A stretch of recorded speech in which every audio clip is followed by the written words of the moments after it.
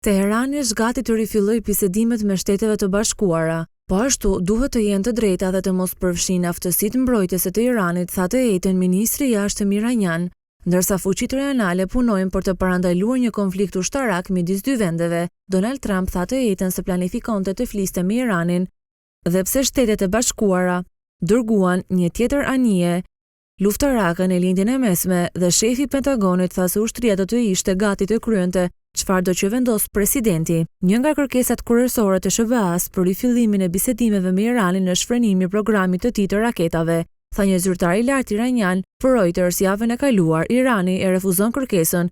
Nëse negociatat janë të drejta, Irani është gati të marrë pjesë në bisedime të tilla, tha ministri i jashtëm iranian në një konferencë shtypi me homologun e tij turk në Stamboll.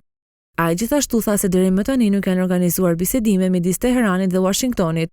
Aleatët rajonal përfshirë Turqinë me Emiratet e Teheranit dhe Washingtonit.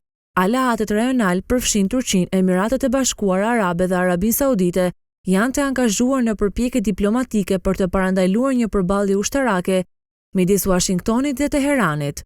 Duke u përgjigjur kërcënimeve të SBA-s për veprime ushtarake, ministri i jashtëm iranian tha se Teherani është gati ose për negociata ose për luftë.